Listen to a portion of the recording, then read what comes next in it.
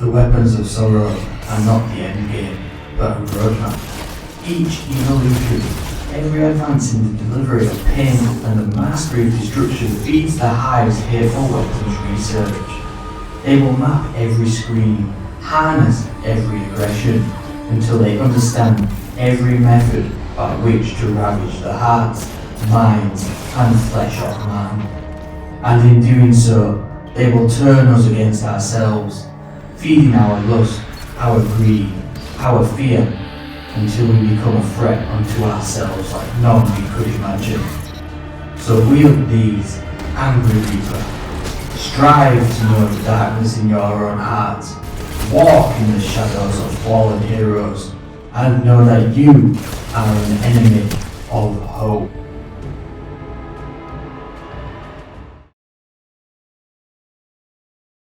Charged with Light is no more, as we turn into Dark Guardians and become Charged with Dark, turning the original Weapon of Sorrow into the ultimate death-dealing hand cannon with this darkness-inspired build. This is an awesome fun build you can pretty much take anywhere with you, so if you're going to enjoy it, hit the like button, subscribe if you haven't already, and let's get on with the build. Thorn is the original Weapon of Sorrow which first came to us in Destiny 1. Since its return in Destiny 2, it hasn't quite hit its peak with its OG cross-map 2-tap potential. This build is going to change that though, as we lean into a crazy Charged with Light build. So let's take a quick rehash of this exotic hand cannon's perks. Mark of the Devourer is the intrinsic perk, where rounds pierce targets and deal damage over time. Kills with this weapon leave remnants behind. These green remnants can be absorbed thanks to the Soul Devourer perk, which strengthens the effect of the Mark of the Devourer and partially reloads the weapon too. This in itself is really strong, as it will effectively triple the damage over time tick rate. It's a solid option for PvP as it quickens the time to kill, and in PvE you'll become the epitome of darkness, never having to reload with this incredibly potent exotic. But this doesn't increase the base damage of Thorn, and so kind of leaves it stuck in this middle grey area. So in order to do that, we are going to lean into some very simple but effective Charged with Light mods to bump up that base damage more often, allowing you to take on higher tier enemies and 2-tap everything in sight in the Crucible.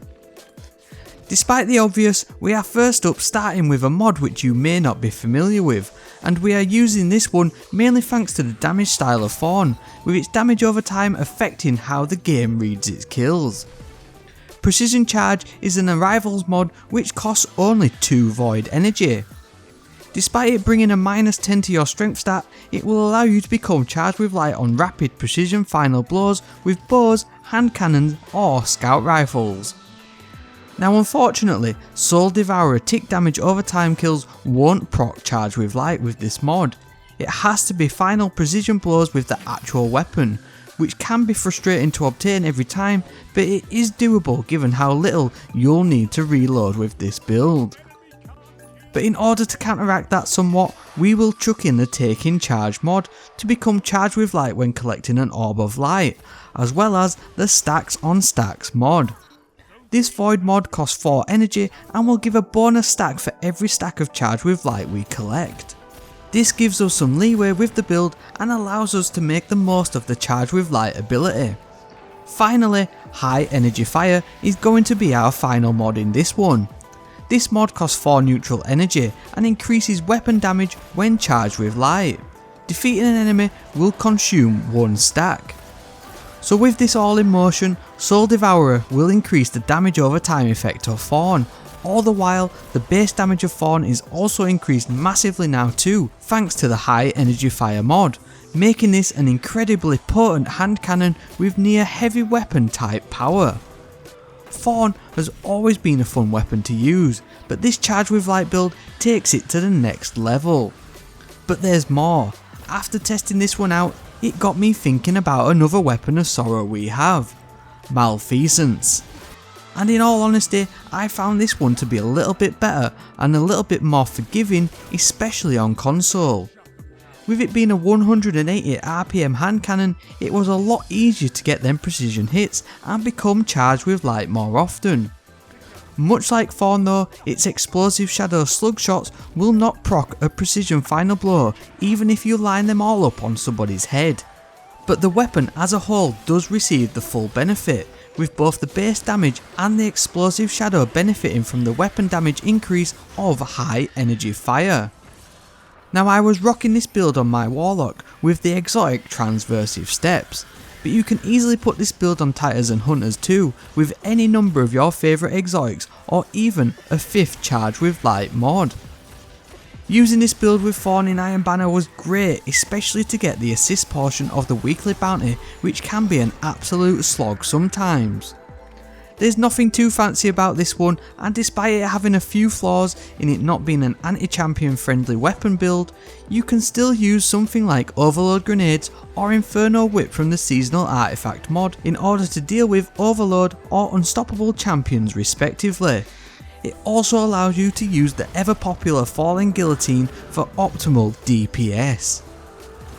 So there we go, a powerful yet underrated exotic hand cannon build. Let me know in the comments section if you'd like to see Thorn and Malfeasance get a catalyst soon so that you can then produce Orbs of Light on multi-kills to make this setup even better. If you are new here, then please consider subscribing. I put together regular strange and weird build videos to try mix up your gameplay and open up the wider Destiny 2 sandbox. I'm always open for discussion on these loadouts and what you think works best.